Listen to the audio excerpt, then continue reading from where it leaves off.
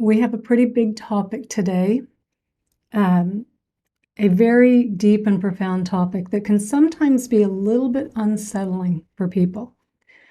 So I am going to go really slowly introducing this topic today to help you really understand what it is I'm trying to point to here, because it is an integral part of our practice, of our path. If we want to awaken, it is an integral part. So I want to start with a Chief Seattle quote, a Native American Indian. "Humankind has not woven the web of life. We are but one thread in it. Whatever we do to the web, we do to ourselves. All things are bound together. All things connect." And a central part of the central tenet of Buddhism is that all things are interconnected, are interdependent, that have a cause and effect relationship, that everything is arising through causes and conditions in each and every moment and passing away as those conditions change, that there is nothing inherent or solid in there, that everything we see, experience, that we are in the universe is interdependent and interconnected. And to use just a very simple analogy to start, one that we can all wrap our heads around. If we take an oak seed and we put the oak seed in the ground in some good soil and we give it some water, and that little seedling starts to come up above the ground and it gets some sunlight and it gets some more water, that oak seed will turn into an oak tree. Not independently. The oak seed itself was dependent upon the previous oak tree upon which it fell, upon the previous oak tree, upon the previous oak tree. We could keep going back again and again and again. And so the oak tree, we can see how the oak tree arises through causes and conditions and then passes away through causes and conditions. We are of the same nature. We are who we are because of our causes and conditions, because of the parents that we were born to, right? 50% of our DNA from our mother, 50% of our DNA from our father. Their DNA from their parents and their parents and their parents. All those different causes and conditions, previous causes, creating a unique strand of DNA here. The blueprint for Meredith, for Jackie, for AJ. And where we were born plays a role in who we are today. If we were born in Australia, in America, in Alaska, in Cambodia, in Papua New Guinea, in Yemen, in Afghanistan, wherever we were born, those causes and conditions shape who we are. The time period that we were born, a 20-year-old in 1950 is very different than a 20-year-old today, or a 20-year-old in 1850. And the views and the opinions and the beliefs of the people that we were surrounded by as we were growing up also shape us into who we are today.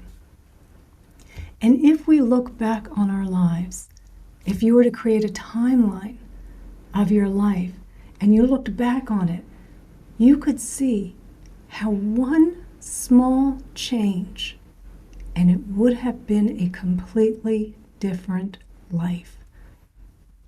You would not be who you are today. You would not have the life that you have today. If you had met, if you're married and you have kids, maybe you have grandkids, and you met your spouse 40 years ago at a party, and let's say instead of going to the party that night, you felt sick and you didn't go. One little change, you would have a completely different life. I often think back in my own experience, one of the most significant points that seemed to nudge this one off in a certain direction was because In the 90s, Deepak Chopra had a meditation center in La Jolla in San Diego. And in 99, when I transferred to the Merrill Lynch office in La Jolla, it was 2 blocks from my office. And back then, there were no meditation apps. There were no apps, of course, right? We didn't have all of this that we have today. But because of the good conditions of my suffering, and that Chopra Center happened to be 2 blocks from my office, every morning I would go and meditate. And 2 years later, he moved that meditation center to another part of San Diego, which would not have made it feasible for me to go in the middle of the workday. For 8 o'clock for us, because we worked market hours, was the middle of the workday. So it would not have been possible for me to leave and go and do that. If he had moved that center 2 years earlier, I would have had a completely different path, right? It feels so much like in this moment, we are the ones that are the, charting out our lives, that we are making our lives happening. But when we look back on our lives, we can see how one little change, and it would have been a completely different life. And so while we could look at all of the causes and conditions that would bring you onto a Dharma talk today, right? Your own suffering or dissatisfaction in life and yearning to find some solution to this, to be exposed to meditation or a book or something that kind of brought you along this path, brought you here to be a Dharma talk. Hundreds, thousands, millions of billions of causes and conditions that brought you here to this moment. And even if we just think about in the last few hours, right, the things that did happen and didn't happen that enabled you to keep nudging forward to be on this call right now. The fact that you weren't sick, your partner wasn't sick, your dog wasn't sick, you were able to be on the call.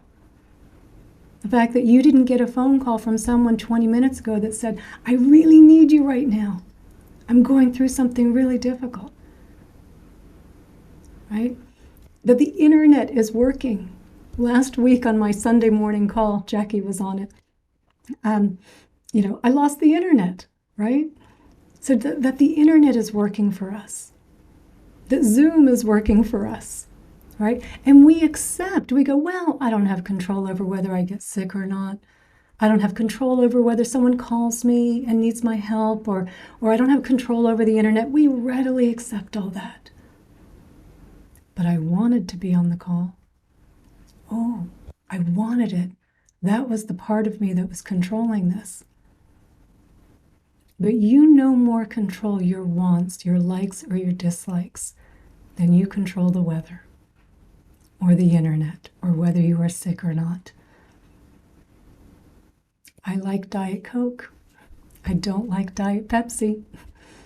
I have no control over that. I can't, no matter how much I could tell myself, I want to like Diet Pepsi, I don't like it.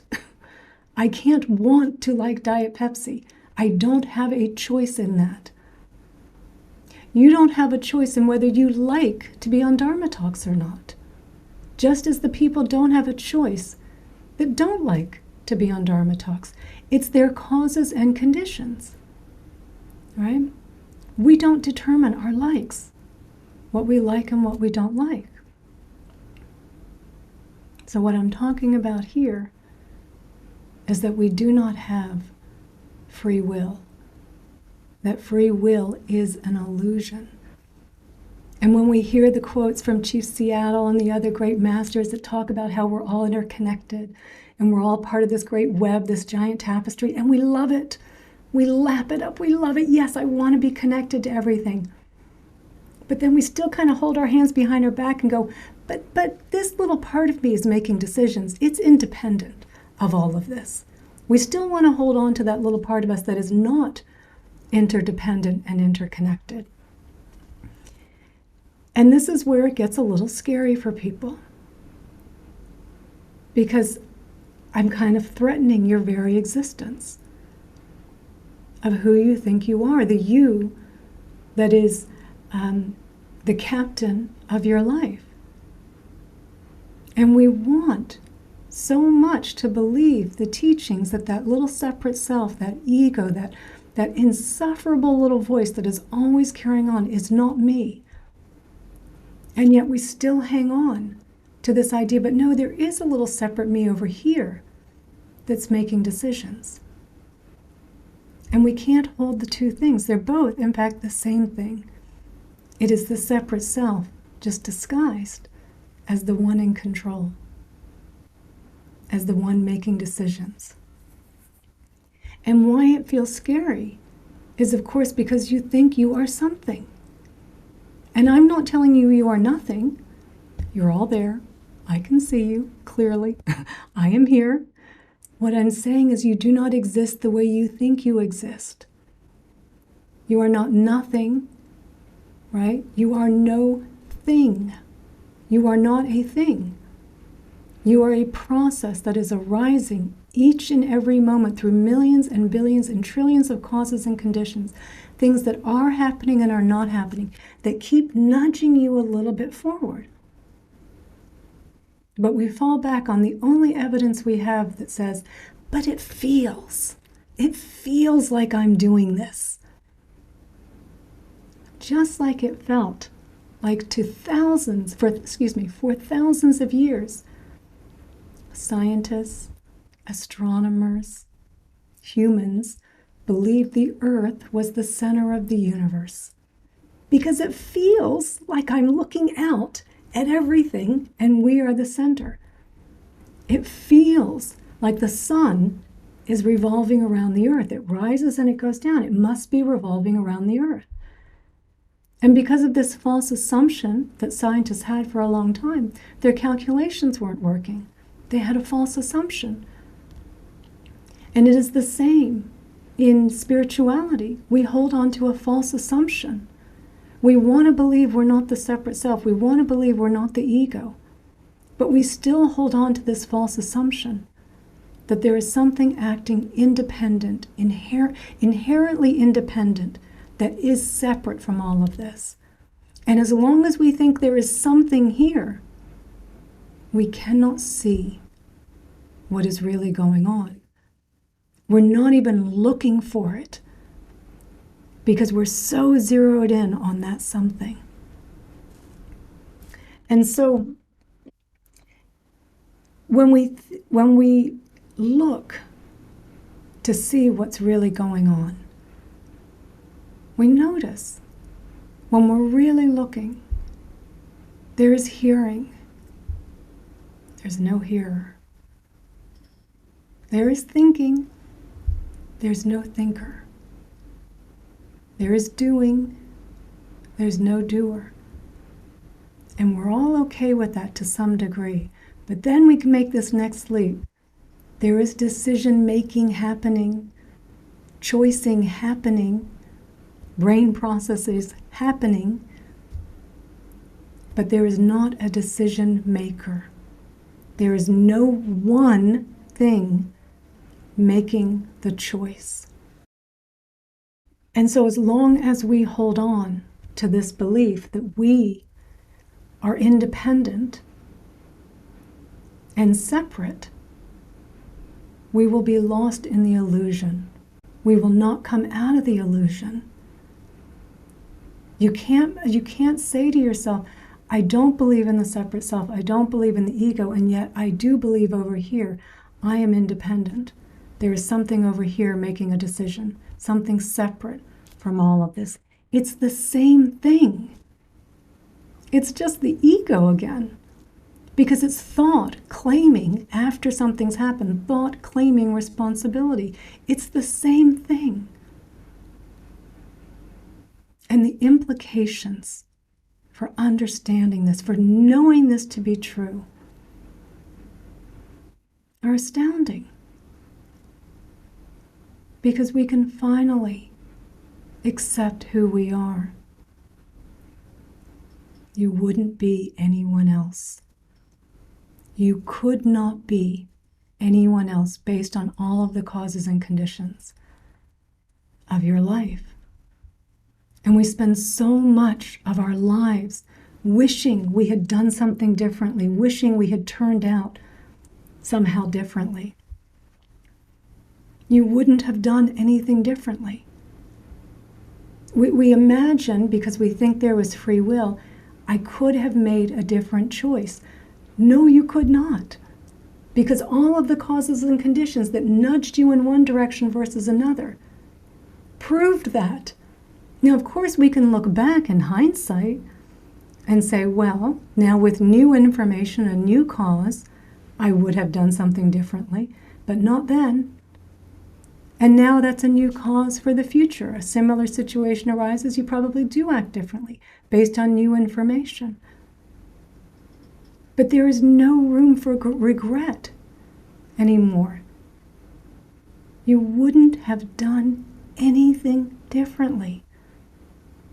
All of the things, the guilt that we carry around, the shame, the mistakes that we've made, all the shit that we've done that we beat ourselves up endlessly about, you wouldn't have done anything differently. It was all based on causes and conditions. So we can accept like the good, the bad, the ugly, the beautiful. All of that came into making who you are in this moment.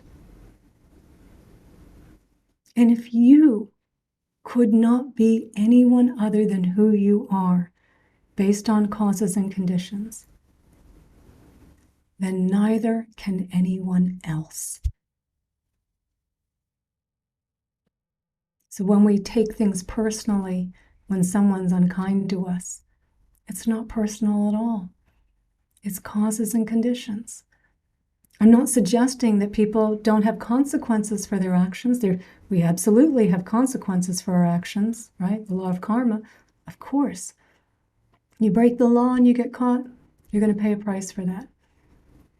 If you're treating someone really badly, if someone's being really unkind to me, taking advantage of me in some way, they're not going to be my friend any longer. But I am not going to harbor any anger or hatred towards that person.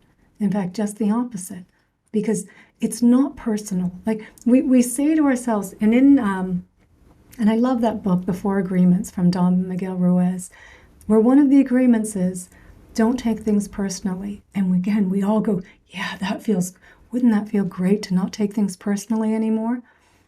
But we take things personally because we think there is something in here that is independent to take it personally. If you truly see that everything is arising through causes and conditions, then there is nothing to take personally. And I don't just say this theoretically. I shared this at one of our Dharma talks down here in La Ventana in the last class. And I think it's important because I think sometimes people think I live in some kind of glass house here. Definitely not glass, concrete house, but that I live in some kind of conditions that no one's ever unkind to me. I'm a teacher, a spiritual teacher. How could anyone be unkind to me? And I had this situation earlier this year. At the beginning of this year, this woman had texted me that I know, and I was friends with at one point. And I had really distanced myself from her over the last few years, barely seen her at all. She comes down to La Ventana in the winter. And she had texted me. And I saw the text, and I didn't respond right away. I was kind of trying to decide, how am I going to respond to this? And it was just in fact, she was asking, are you doing meditation classes? Can I come to your meditation class? And because she's suffering, I'll say that, I was a little bit concerned on whether I wanted her to come here for our meditation classes or not. So I was thinking about it. So I really had kind of two sides, right? Not me deciding, but there was some kind of giving some space and time. Like, she really needs the help. She could really come here. She could also be really disruptive to the group. So I was trying to give it some time to see what the decision was going to be, what the choice was going to magically appear, as it always does. And about 7 hours later, because she had texted me on WhatsApp, you can see the check mark that someone has seen your message. She texts me again, and she says, I know you saw my message. And then she went into this absolute vicious, cruel, calling me every name under the book. I mean, the most horrible thing. I've never had anyone speak to me in this way before. It was unbelievable, the things that she was calling me, because I hadn't responded fast enough to her text. So of course, I'm human, right? I had that minute of like, oh my God, I kind of couldn't believe what I was reading. But because I also very clearly understand that I am not controlling any of this, I am arising through causes and conditions, and so is she arising through causes and conditions. And I cannot imagine the causes and conditions that this woman goes through. And there was no hatred, no anger, no wanting to fire off a nasty text. I did respond. I responded in quite a soft, neutral tone, I will say, and then I blocked her. Right? Because I'm not gonna carry on a conversation with someone when you said these kind of, they were vicious, horrible things to me. Right? But I hold her in my heart still every day after my meditation, whether I'm dedicating my merit to her or just holding her in my heart, because the causes and conditions that she has are creating an enormous amount of suffering. No one would respond like that if they were not suffering immensely. And I got to tell you, if that had happened to me 10 years ago, I'd still, every time I would remember it, I would still like, I can't believe she said that. What kind of person says this? And there is zero dialogue going on here about why did she do that. There is just the seeing that this woman is suffering. There are consequences, yes. I blocked her after that, right? If I see her in the street, I wouldn't be rude, I wouldn't be unkind, but I wouldn't stop and talk either, right? Because she is the result of her causes and conditions. I am the result of my causes and conditions. Where could I possibly stand in having hatred or anger towards this woman? So when we want true compassion, true forgiveness, right, it comes out of true wisdom, the wisdom of really knowing who you are and what everything else is, how everything is arising here. Truly understanding, not clawing yourself back, I better do another loving kindness meditation. And I'm not knocking loving kindness. I recommend it a lot. It's great, right? Because there's certain stages in our practice we have to go through. I didn't have to do one loving kindness meditation because it was just seeing the truth of the reality. So we let go of so much anger and hatred that, again, we carry around for people that have harmed us. Not just this year, but 20 years ago, 30 years ago, we carry this around. So it frees us from that. And we let go of the steering wheel because we realize, there's no one in the driver's seat to begin with anyway. And when we let go of the steering wheel, this belief, this kind of illusion that I'm controlling everything, the ride is still happening. It's happening regardless of whether you think you're controlling it or not, right? It's still happening. It's just that you're not suffering anymore. You're enjoying the ride, the ups, the downs, the side, kind of moving around. This is what's happening now. It's all just causes and conditions arising in each and every moment. You are like, I think of it like as a little, like on a pool table. A ball gets thrown into, and hits all the other balls. And all of that motion is moving balls in different directions. And that's what we are. We are just being nudged in all these different directions. And I know I've had this topic before. We did this class. It was the last class we had in La Ventana. Very, very similar to the class I'm giving tonight. One of the pushbacks that people have on this is that, if I'm not controlling anything, right, if I'm just a result of causes and conditions, then why would I do anything? You're not doing anything. You weren't doing anything before. All of this was happening without your belief that you were doing it, right? That's the ego, again, coming to come in and claim this, right? Who would you be without me? Don't let go of me. You wouldn't do anything.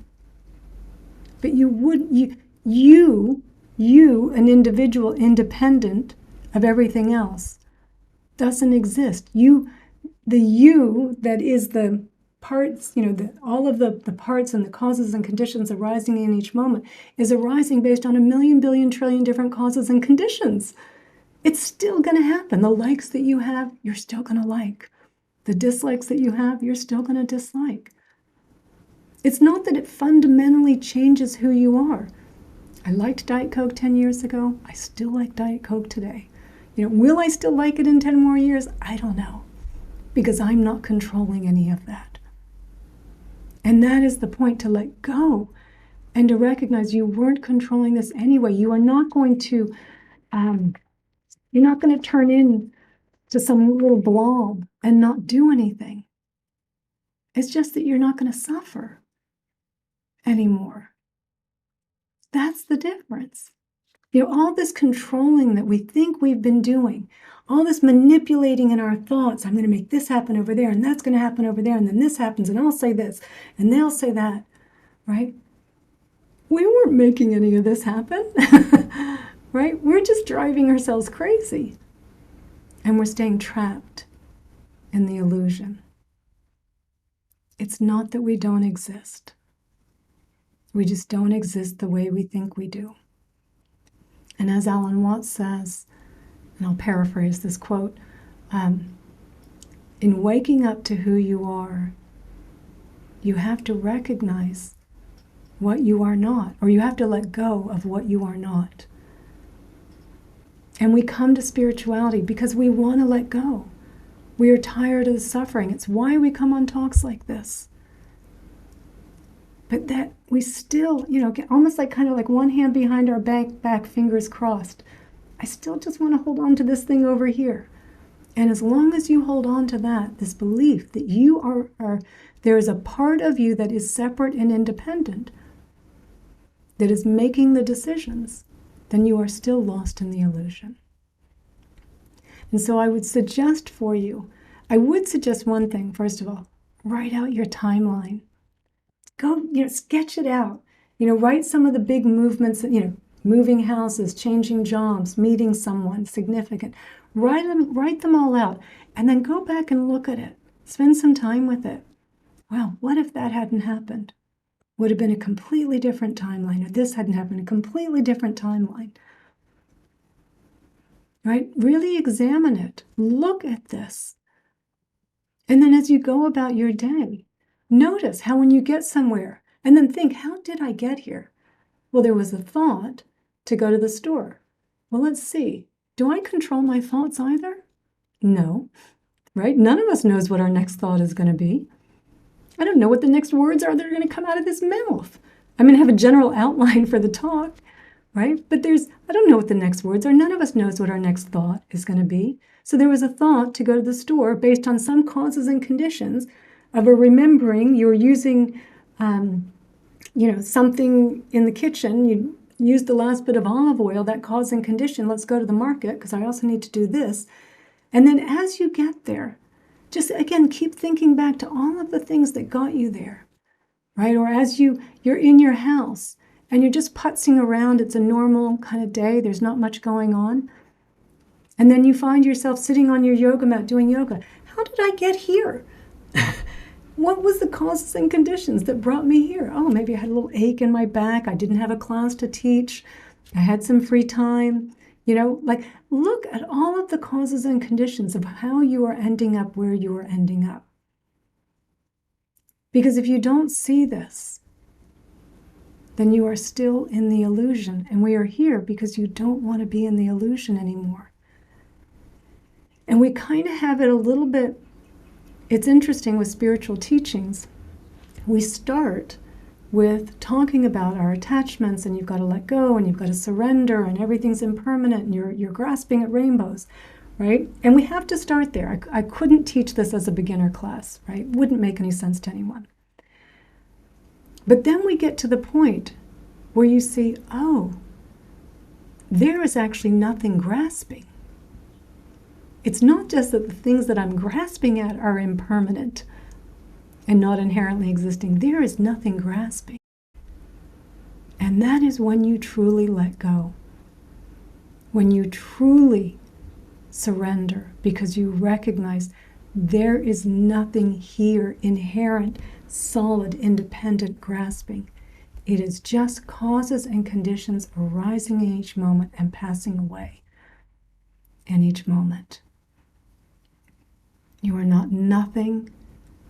You are just not a thing. You are just not what you have perceived yourself to be. You loved the quote in the beginning from Chief Seattle. We're all interconnected. We're all part of this great web of life. Through all of the kindness series that we did the last 7 weeks, we kept focusing on that connection. We're all connected. We love this. Look at this false assumption of where you keep pulling yourself out of the web. Because until you do that, you won't believe you are a part of the web. And when we don't think we're connected, we suffer.